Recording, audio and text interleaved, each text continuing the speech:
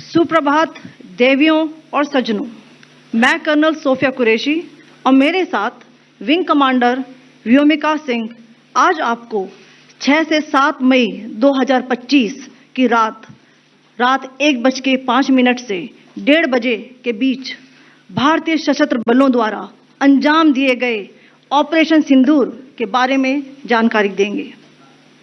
Operation सिंदूर 22 अप्रैल को पहलगाम में हुए विभत्स आतंकवादी हमले के शिकार मासूम नागरिकों व उनके परिवारों को न्याय देने के लिए लॉन्च किया गया था। इस कार्रवाई में 9 टेररिस्ट कैंप्स को टारगेट किया गया और पूरी तरह से इसे बर्बाद किया गया।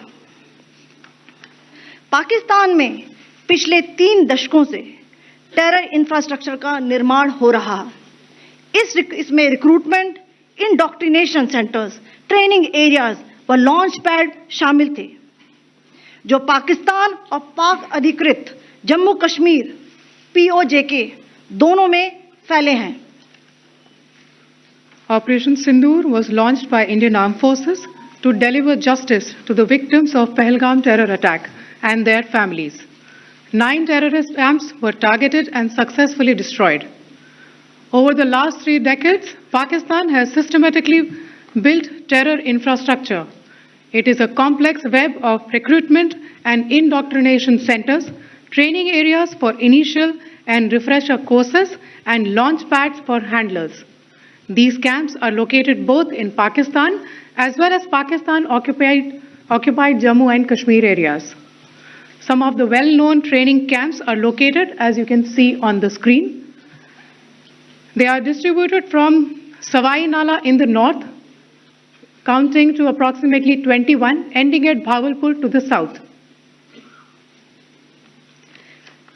इन लक्ष्यों का चयन विश्वसनीय इंटेलिजेंस सूचनाओं के आधार पर हुआ ताकि आतंक गतिविधियों की रीढ़ तोड़ी जा सके, और यह खास ध्यान दिया गया कि निर्दोष नागरिकों और सिविलियन इंस्टॉलेशन को नुकसान न पहुंचे। The selection of these targets for Operation Sindoor was based on credible intelligence inputs and role of these facilities in perpetrating the terror activities.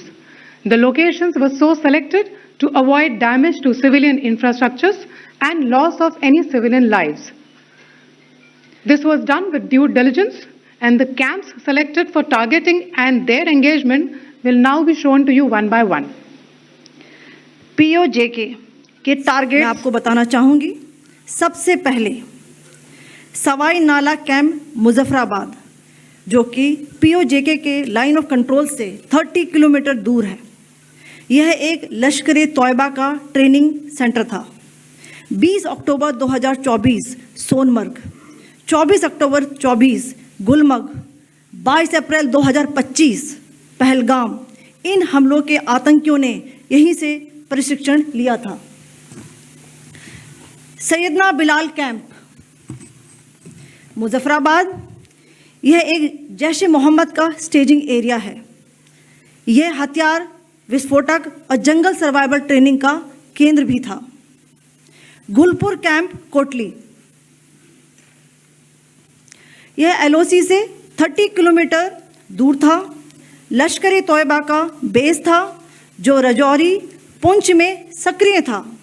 20 अप्रैल 2023 को पुंछ में और 9 जून 2024 को तीर्थ यात्रियों के बस हमले में यहीं से आतंकी को ट्रेन किया गया था।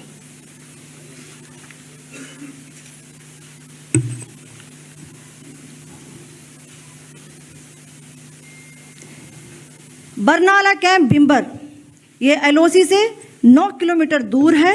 यहाँ पर हथियार, हैंडलिंग, IED व जंगल सर्वाइवल का प्रशिक्षण केंद्र था। अब्बास कैंप कोटली,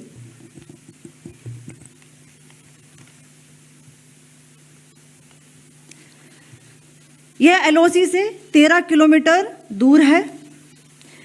लश्कर तोयबा का फिदाइन यहाँ तैयार होता था। इसकी कैपेसिटी 15 टेररिस्ट को ट्रेन करने की थी।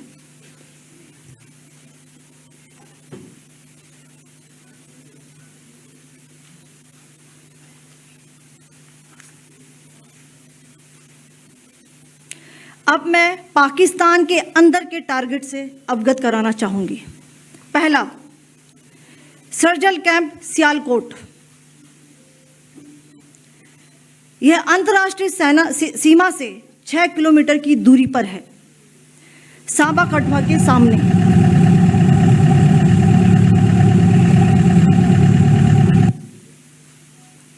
मार्च 2025 में जम्मू एंड कश्मीर पुलिस के 4 जवानों की जो हत्या की गई थी, उन आतंकवादियों को इसी जगह पर ट्रेन किया गया था। दूसरा, महमूना जाया कैंप सियालकोट। यह 18 से 12 किलोमीटर आईबी से दूर था। हिजबुल मुजाहिदीन का बहुत बड़ा कैंप था। यह कठुआ जम्मू क्षेत्र में आतंक फैलाने का नियंत्रण केंद्र था। पठानकोट एयरफोर्स बेस पर किया गया हमला भी इसी कैंप से प्लान और डायरेक्ट किया गया था। मरकज ताइबा मुरीद के, यह आईबी से 18 से 25 किलोमीटर दूरी पर है। 2008 के मुंबई हमले के आतंकी भी यहीं से प्रशिक्षित हुए थे। अजमल कसब व डेविड हेडली भी यहां ट्रेन हुए थे।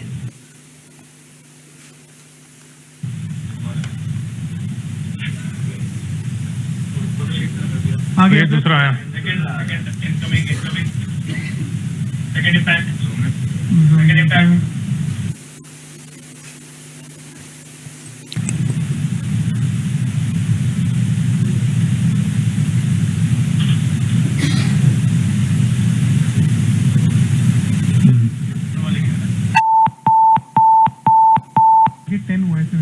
टारगेट 10 हुआ, एंक्लोजर सेम ही है।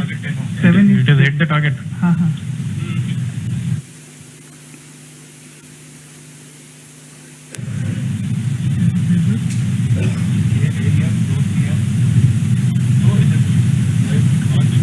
आ गया सर, इम्पैक्ट।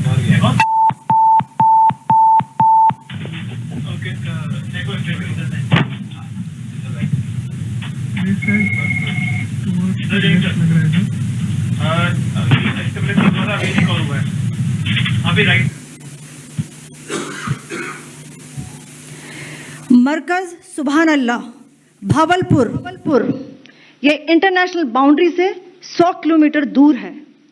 जैश ए मोहम्मद का मुख्यालय था। यहाँ पर रिक्रूटमेंट, ट्रेनिंग व इंडॉक्ट्रिनेशन का केंद्र भी था। शीर्ष आतंकी अक्सर यहाँ आते थे। मैं आप सबको बताना चाहती हूँ कि किसी भी सैन्य ठिकाने का निशाना नहीं बनाया गया और अभी तक किसी तरह की नागरिक क्षति की रिपोर्ट नहीं है। धन्यवाद। जय हिंद।